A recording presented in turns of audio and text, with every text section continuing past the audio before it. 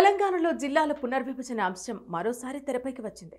ప్రస్తుతం 33గా ఉన్న జిల్లాల సంఖ్య దాదాపు సగానికి పడిపోయే అవకాశాలు కనిపిస్తున్నాయి. రేవంత్ రెడ్డి నేతృత్వంలోని కాంగ్రెస్ సర్కారు ఆ దిశగా కసరత్తు ప్రారంభించినట్టు సమాచారం. పార్లమెంటు స్థానాలను జిల్లాలుగా ప్రకటించే అవకాశాలు కనిపిస్తున్నాయి. తెలంగాణలో ప్రస్తుతం 17 పార్లమెంటు స్థానాలున్నాయి. దీంతో జిల్లాల సంఖ్య 17కు కుదించే అవకాశాలున్నాయి. ఇందుకోసం త్వరలోనే ప్రభుత్వం కమిటీ ఏర్పాటు చేయనుందని అధికార వర్గాలు తెలిపాయి. ఏపీలో పార్లమెంటు నియోజకవర్గాల వారీగా జిల్లాలను విభజించింది జగన్ సర్కారు. ఏపీలో విభజన నాటికి 13 జిల్లాలు ఉండగా ప్రస్తుతం 26 జిల్లాలుగా విభజించారు.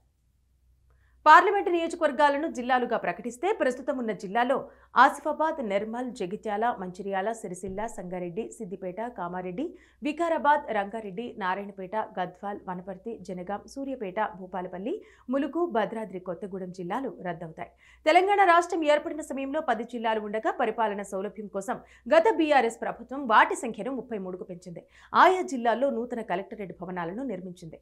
జిల్లాలతో పాటు కొత్త రెవెన్యూ డివిజన్లు, మండలాలను కూడా ఏర్పాటు చేసింది. ఇప్పుడు ప్రభుత్వం మారడంతో జిల్లాల సంఖ్య విషయంలో పునరాలోచన చేస్తోంది. సీఎం రేవంత్ రెడ్డి సైతం 33 జిల్లాలు అవసరం లేదని, జిల్లాల విభజన అసంబద్ధంగా ఉందని కామెంట్స్ చేశారు. మరోవైపు జిల్లాలను ముట్టుకుంటే పరిణామాలు తీవ్రంగా ఉంటాయని గతంలోనే బీఆర్ఎస్ వర్కింగ్ ప్రెసిడెంట్ కేటీఆర్ హెచ్చరించిన విషయం తెలిసిందే.